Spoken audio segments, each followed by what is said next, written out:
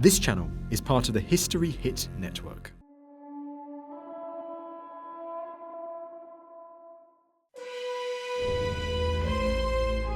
It was like a dream of paradise on earth. A loving couple governed Egypt and provided their people with peace and happiness. Nefertiti was the most beautiful woman in the realm, and Akhenaten the greatest visionary of his time. They had a grandiose new capital built, dedicated to their only god Atun. Yet the dream perished in disaster. Monuments of the royal couple were recklessly destroyed. Priests declared Akhenaten a heretic. Even the royal tomb was desecrated.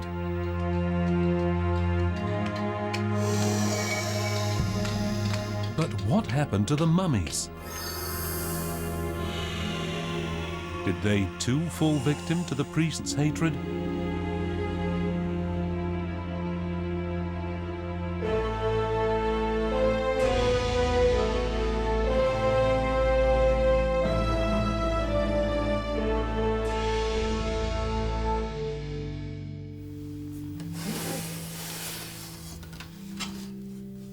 The first rumors about a forgotten pharaoh reached Europe in the middle of the 19th century. The first evidence was found by the scholar Richard Lepsius. He began documenting the treasures of Egypt's ancient art in 1842.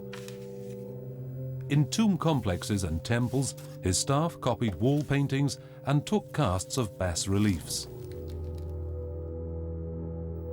From Cairo, his journeys took him south. He kept an exhaustive diary about the work of the Royal Prussian expedition at the stops on their journey, following the Nile further and further upstream. In Middle Egypt, near the town of Asyut, Lepsius made an astonishing discovery. On both banks of the Nile, he found traces of a pharaoh whose name was missing from the established list of kings. His curiosity was aroused. Feverishly, he followed what hints the locals could give him. In his diary, one can read about monumental bas-reliefs and tomb complexes decorated in a highly unusual style. The mysterious pharaoh is said to be their builder. A border stela hewn into the rock told of a huge city whose ruins were nowhere to be seen, yet the city existed, hidden under the sand of millennia.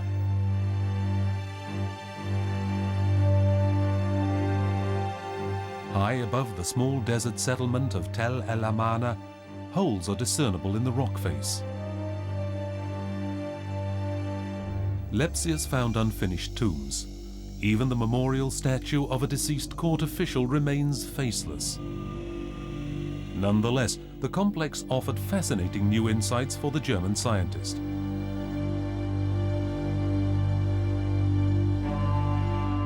The walls are adorned with highly unusual images. A god named Atun rides a heavenly chariot, or is it the mysterious deified pharaoh who is holding the reins?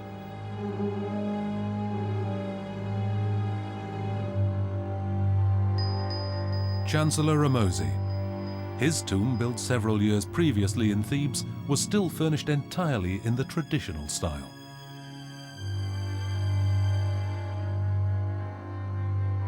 Hundreds of gifts were given to the deceased on his last journey.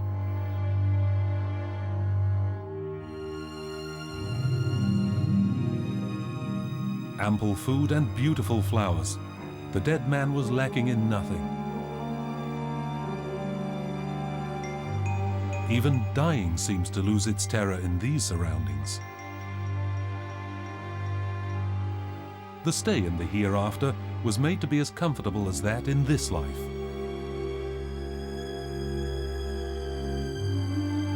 This was vouched for by the pharaoh and by the priests along with him.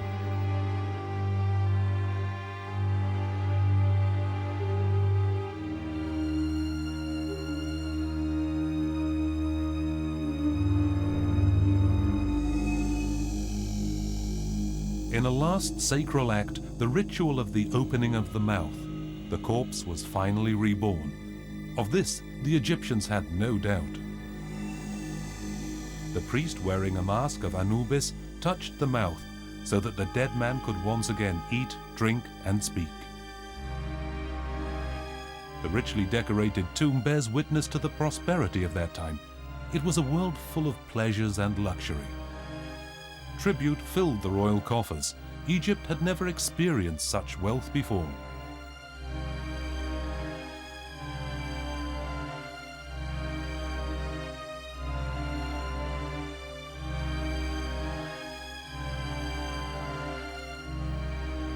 At the beginning of the 20th century, another German expedition arrived at Amarna. The area was systematically excavated and every find was archived. The excavation of a sculptor's workshop yielded especially rich rewards. Many of the statues are preserved unusually well. The archaeologists found new hope. Their finds until that point had been mostly fragments. The city had obviously been destroyed deliberately.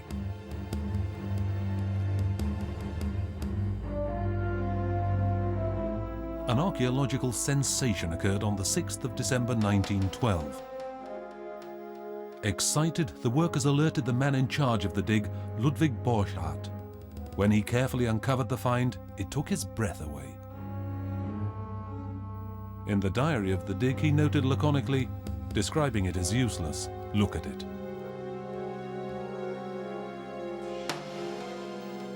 There had never been anything comparable before. It's not surprising that the people of Akhenaten worship Nefertiti like a goddess. Does this also explain why nothing is known about her origins? Is the reason why her parents were never named because a goddess could not be a descendant of man? The storehouse of the Egyptian Museum in Berlin. This is where a part of the finds from Amarna is kept. Professor Dietrich Wildung is looking for evidence of Nefertiti's fate. Thousands of broken fragments prove that a whole epoch was violently annihilated. Among the fragments, Nefertiti's sensuous mouth. The important question is, when and why was her statue destroyed?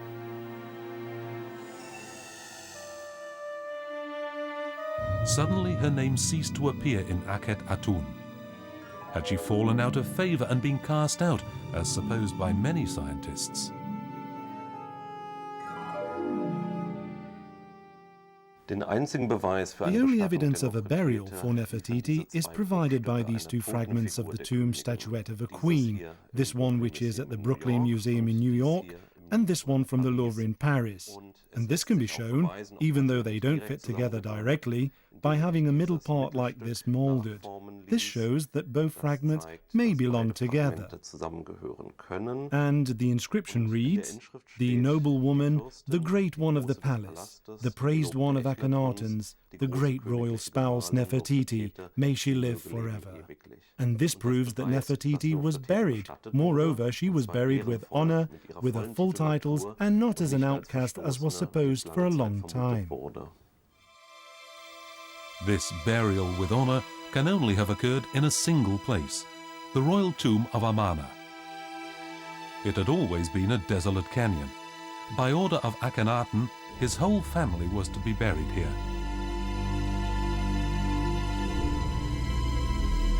Many walls are hewn only roughly, and a large part of the customary decoration is missing. The tomb complex was obviously never finished. However, in a side chamber, there are traces of a large bas-relief. The inscriptions and pictures bear witness to the deep grief felt by Akhenaten and Nefertiti when they buried their second-born daughter. Her early death must have been a shock.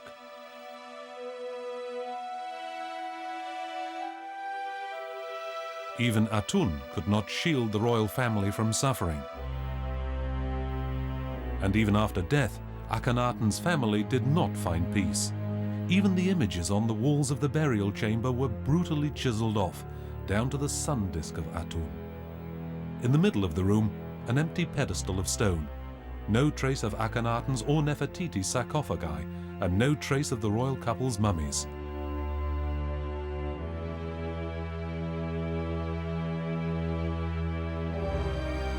Were helpers faithful to the king able to spirit the corpses to safety?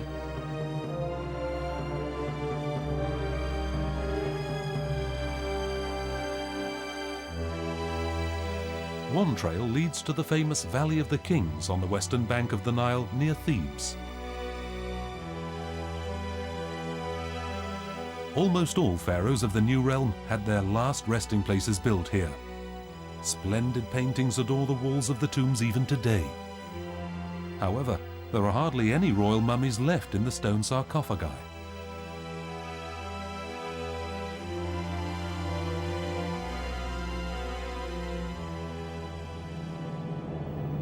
We're accompanying Dr. Nasri Iskander, a specialist who is much in demand concerning the mummies of ancient Egypt. He's on his way to the grave of Pharaoh Amenhotep II. 100 years ago, archaeologists made a puzzling discovery here.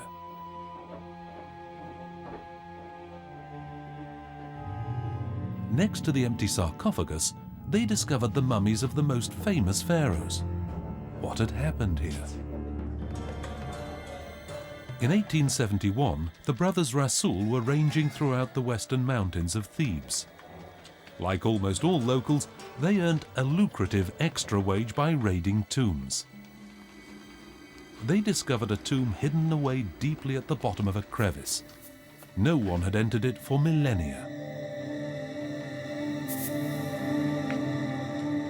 The dreams of these men seemed to be coming true.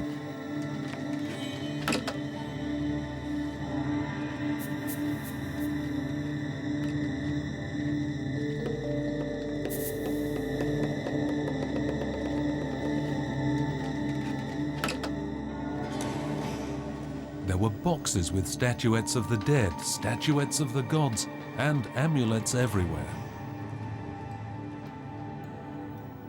A large number of grand sarcophagi appeared in the flickering light. This was when the Rasuls knew they had not entered any ordinary tomb. This discovery was something very special.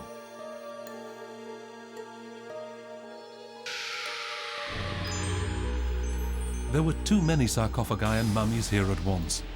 However, they did not find any real treasure.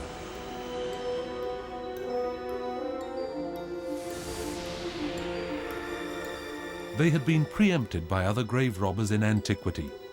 Greed for gold used to overcome any scruples or fears even then. It was not the beauty of the items of jewelry, but only the value of the precious metals that attracted the plunderers as if by magic. Scientists estimate that several hundred kilograms of such ancient works of art were simply melted down, an irretrievable loss for mankind. When 3,000 years later, more and more extraordinary burial gifts appeared in the international trade in antiquities, the trail quickly led to Kurna. The village is situated at the entrance to the Valley of the Kings. From the beginning, the police suspected the brothers Rasul. Threats of a long prison sentence and the vigorous methods used in interrogation led to a full confession. Mohammed Rasul revealed the location of the hidden tomb. More than 30 mummies were brought to daylight by the archaeologists under police protection. Even pharaohs as legendary as Ramesses the Great. Far from their original tombs, here they had found a second resting place. Now they traveled back down the Nile to the museum in Cairo. 100 years later, French researchers want to uncover Pharaoh Ramesses' last secrets. In a purpose-built lab, the patient is examined. What 3,000 years of sleep in the desert had not been able to do was done by the air at the museum in a very short time. The corpse had been attacked by 89 highly toxic types of mold. The medical diagnosis tells us Ramesses had trouble walking. His vertebrae had fused together. He was 90 years old, 173 centimeters tall, and had reddish blonde hair dyed yellow with henna by the embalmers. Probable cause of death, blood poisoning owing to a tooth abscess. His hands seem well groomed and are wrapped in fine royal linen. However, from him who in his lifetime trampled his enemies into the dust, who had many hundreds of thousands of tons of stone piled up to show his glory, death took all outward splendor. The fate of a glorious ruler. But what fate befell the heretic Akhenaten? Mummy Dr. Iskander knows that a secret is hidden in a side chamber of the tomb at Amenhotep.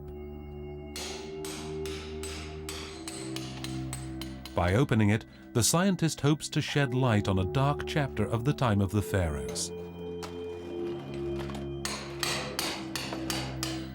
Not all royal mummies have so far been identified, and of some rulers there is no trace. Behind the wall, 3 mummies lie hidden. Dr. Iskander is looking for hints as to their identities. The bodies are badly damaged. There are traces of violence everywhere. The consequences of careless embalming, or the work of plunderers? Who else could have had an interest in mutilating the corpses?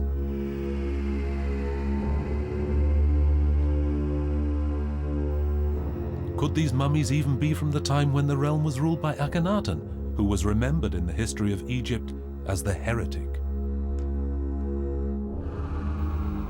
Could the best preserved mummy be, in fact, Queen Tia, as supposed by the finders of this cache of mummies? However, Akhenaten's mother must have been more than 50 years old at her death. Investigations prove that the mummified woman died at no more than 35 years of age, an age that corresponds exactly to that of Nefertiti. Is it here that the mummy of the rejected queen lies? But where is Akhenaten?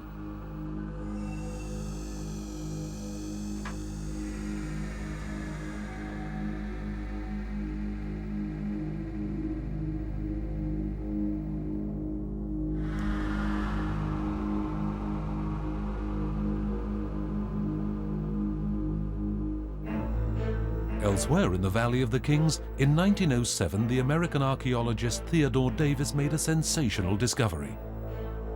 In an unobtrusive tomb, he found the remains of puzzling furniture.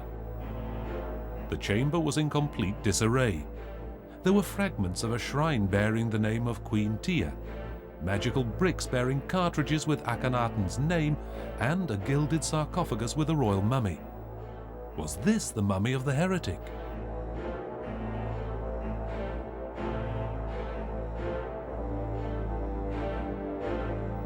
Carefully, priests removed the golden mask that showed the features of the pharaoh. No one was meant to identify this king. Even the cartridge with his name was destroyed.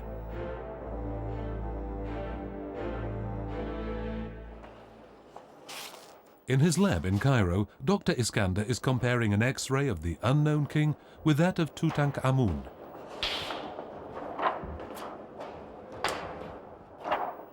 Both skulls display so many similarities that they must be those of close relatives. Father and son, Tutankhamun and Akhenaten. The mysterious dead man was only 20 years old when he died, too young to be Akhenaten. He must have been Tut's brother and predecessor on the throne of the pharaohs. Smenkhare, married to one of Akhenaten's daughters.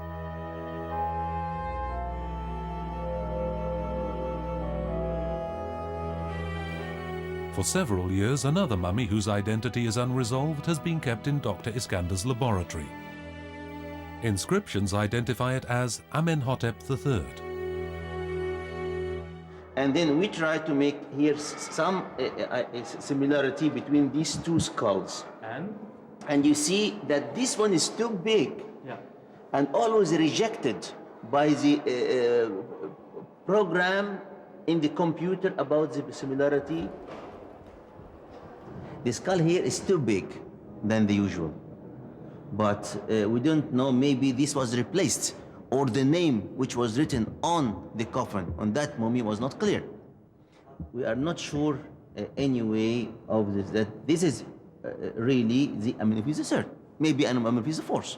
The way of embalming here, or mummification method or process, is completely different, because it is very weak, and the flesh is very little, and we cannot be sure that this is caused by the process itself, or suffered from moving from place to place, or being played with by the tomb robbers, or being played with by the priests of that time.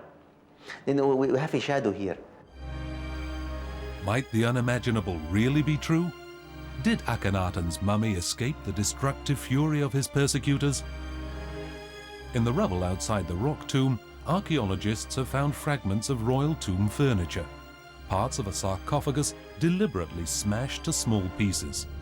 It seems to be conclusive proof of a burial of Akhenaten in this place. But what happened to the mummy? Who could have ordered the rescue of the heretic king? Only one single person could have done this.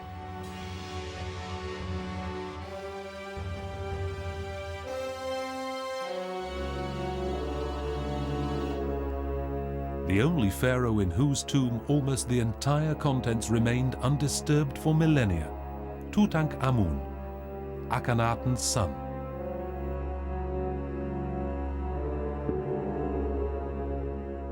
"1,700 precious burial gifts were discovered by the joyous excavators in 1922 in his tomb in the Valley of the Kings. His shrine proves that Tut reverted to the worship of the old gods. The protective statuettes fulfilled their purpose. No one disturbed the dead man's rest for 3 millennia. The mummy was supposed to exist forever, for only an undamaged body guaranteed eternal life in another world to the pharaoh.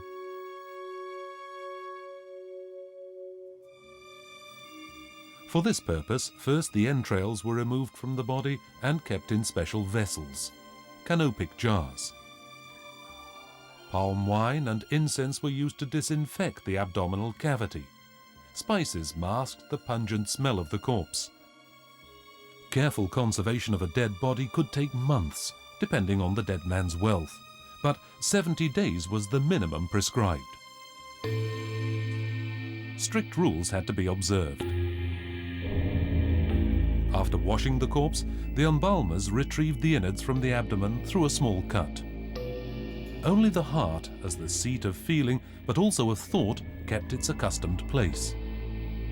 The brain was removed through the nose using a hook.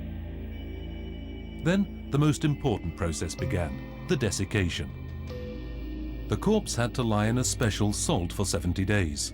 This drained all liquid from the tissue and prevented it from decomposing. Finally, the corpse was wrapped in fine linen that could be up to 100 meters in length. This extensive and expensive procedure was carried out by specially trained embalmers. The secret recipes and techniques of their highly respected craft were handed down only orally from generation to generation. Pictures on old mummies tell of the secret procedure. First, the body of the dead pharaoh was washed and fragrant balms were poured on it. The uncontested lord of the holy burial rites was the jackal-headed Anubis.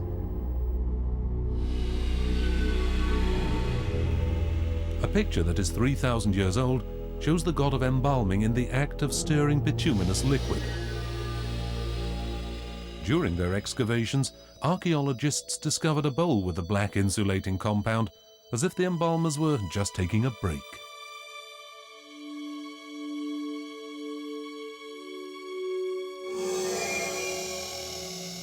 In the Department for Nuclear Spin Tomography of a Berlin hospital, we want to use the latest scientific methods to investigate how the ancient Egyptians used to manufacture eternity.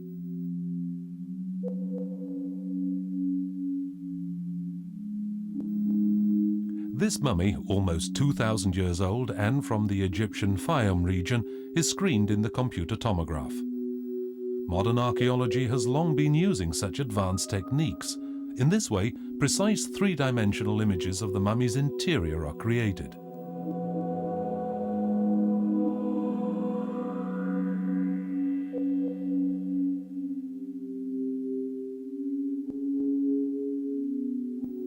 The diagnosis is clear. This is a male who died when he was very young. However, according to the beliefs of the ancient Egyptians, his life did not end there. Rather, at the point of death began an eternal, immortal existence in a divine world, for which the corpse had been made suitable through the process of embalming.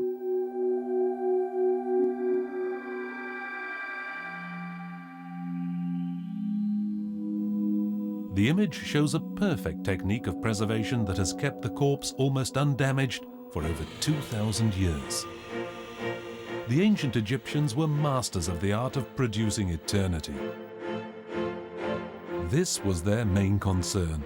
This was why they built their pyramids and why they took such trouble in embalming their corpses. However, evil will could also achieve the opposite. A corpse merely had to be physically destroyed. The safest method of complete annihilation is to burn a mummy. Was this the fate of Akhenaten? Or is he just buried by the sands of time?